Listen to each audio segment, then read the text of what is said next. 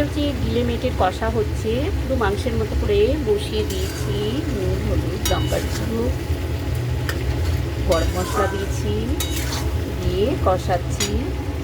কষিয়ে কষা এখনো হয়নি, আমি একটু আলু দেবো।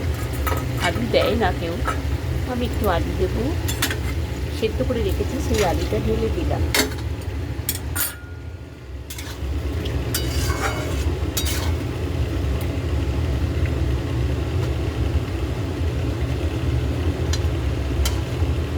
এইগুলো দেখুন, এক্ষুনি সেদ্ধ হয়ে যাবে।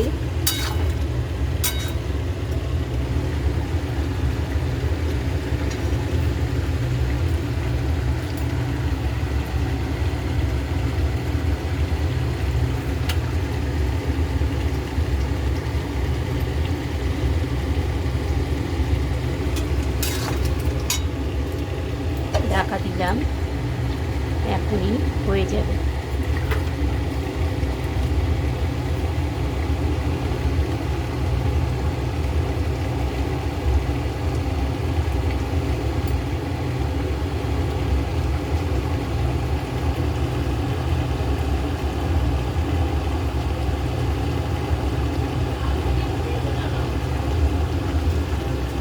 হয়ে গেছে, আমি সেদ্ধ আলু দিয়েছিলাম, আলুটাও হয়ে গেছে সেদ্ধ।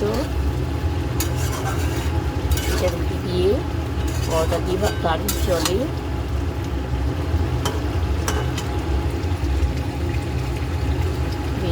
বিলেটাকে টুকরো টুকরো করে দিয়েছি।